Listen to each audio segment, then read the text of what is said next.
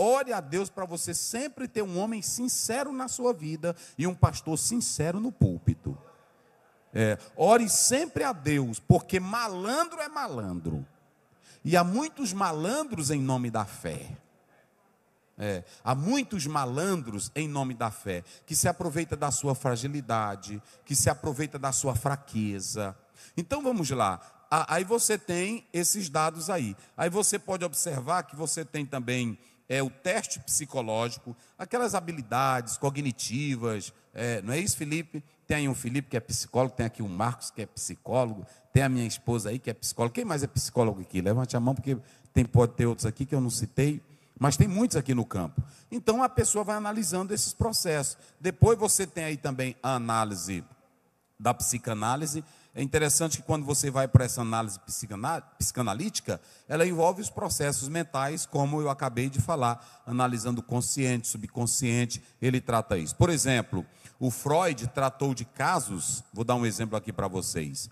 O Freud tratou de casos que as pessoas pensavam que era um demônio. Mulheres, ele tratou um caso de uma mulher que chorava e gritava muito, e aí diziam que era doença. E ele descobriu que o choro dela é porque ela era louca pelo marido da irmã dela. Então ele tratava, não é isso? Rapaz, aí a pessoa vai ver um homem desse, pensa que é o diabo. Não, é porque ele estuda o comportamento e ele via que aquela reação pela análise, pelo comportamento, pronto. Uma vez eu vi um psicólogo explicando um bandido limpando o chão, e aí limpando, aí uma pessoa, o repórter disse, olha como ele é limpo, ele limpa a sala. Aí o psicólogo diz, é tanta sujeira dentro dele, que ele quer limpar o ambiente para ver se ele consegue ter a noção de limpeza. Então veja que esses homens, querendo ou não, eles estudam, não são deuses, não têm conhecimento do que vai acontecer, mas pelo comportamento de uma pessoa, eles vão saber o que na verdade... Olha, irmão, o diabo não é onisciente, mas é o maior psicólogo do mundo, e o psicanalista do mundo é o diabo, porque ele disse para Deus, eu vivo de rodear todo fuxiqueiro, não tem uma coisa que ele não saiba no bairro. Não é que ele seja onisciente, é porque ele anda demais. O fuxiqueiro, o linguarudo, ele sabe de tudo. Na hora que tu trisca, ele, não, irmão, não é assim? Eu disse, irmão, como é que tu sabe? Não, não é assim. Tudo ele sabe.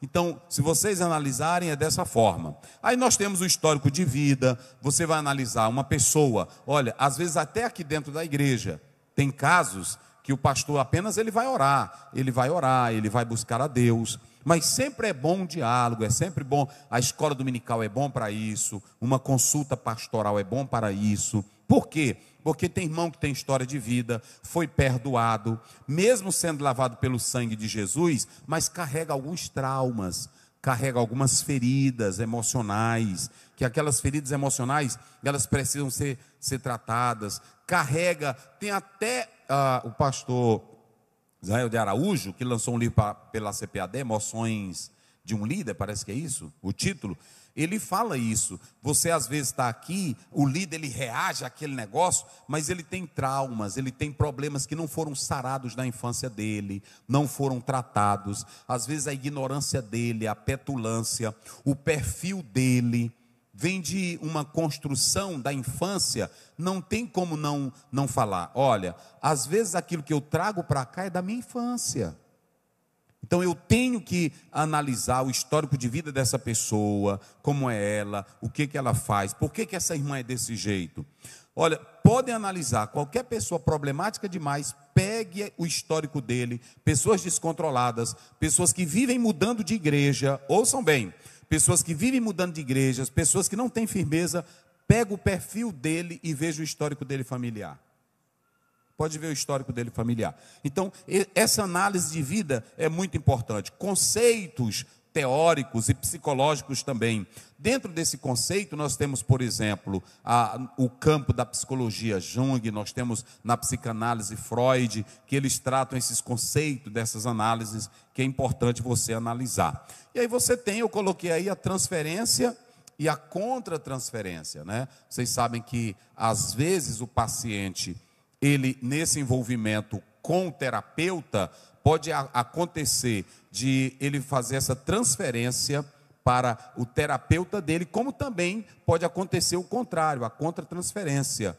E aí haver esse envolvimento. Vocês sabem de líderes que eles se envolveram, a pessoa foi conversar, foi dialogar, e ele se envolveu com aquele diálogo, foi dominado por aquilo ali, então é muito perigoso. Mas é muito importante que o terapeuta, ele sinta aquela dor, aquela experiência, para que ele possa tratá-lo. Isso é no campo da psicanálise, é no campo da psicologia. Agora, Jesus, ele vai direto. Jesus disse assim: tem uma maneira bem fácil de tu conhecer o comportamento. Tu não precisa fazer transferência, análise de dados, é só tu ver o que a pessoa é no dia a dia. Pronto, Mateus 7,16, coloca aí na tela, tá bem? Pelo fruto, pronto, é pelo fruto. Tá bem aí? Aí pronto, olha como Jesus era pesado, irmão. Pelos seus frutos, pronto, onde é que tu vai colher do pé de uva mamão? Me diga, aonde é que você vai colher pepino do pé de maxixe? Na hora que tu olha para um pé de mamão, tu diz que é o quê? É mamão. Agora, se não tiver mamão, por que que tu sabes que é um pé de mamão? Vamos lá, me ajudem aí. Se não tem mamão, por que que tu sabe que é um pé de mamão?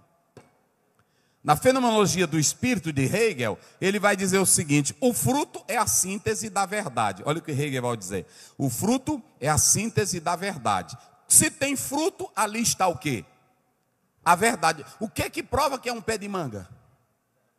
Vamos lá, diga, o que que prova que é um pé de manga?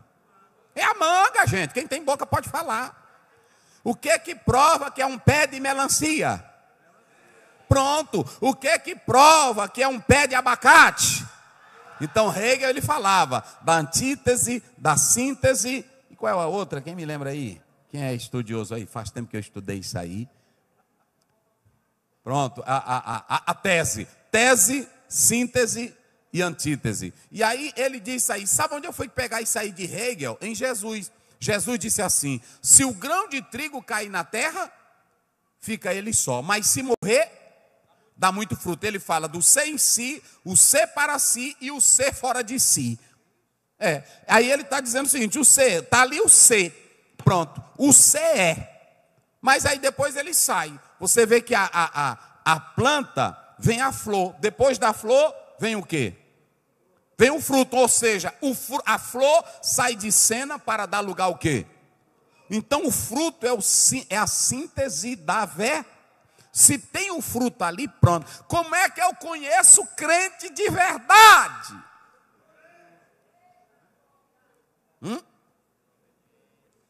Aí quando você vai para Gálatas 5:22, mas o fruto do Espírito é amor, paz, longanimidade, benignidade, fé, mansidão e temperança.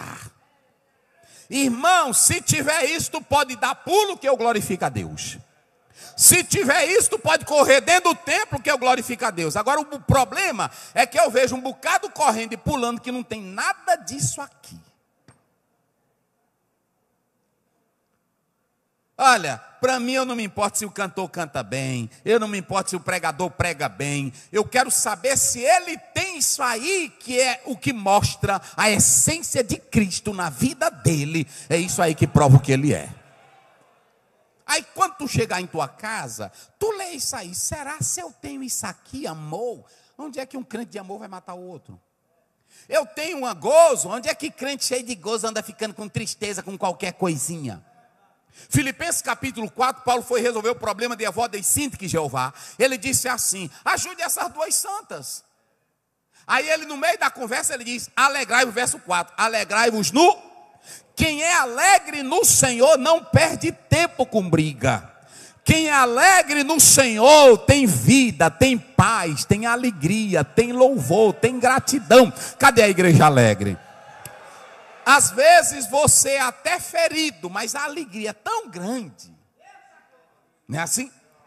A alegria é tão grande. Quando você vê um crente que ele diz que ele fica na igreja, mas eu fui ferido, eu estou magoado. A alegria do Espírito Santo nunca entrou nela e nem nele.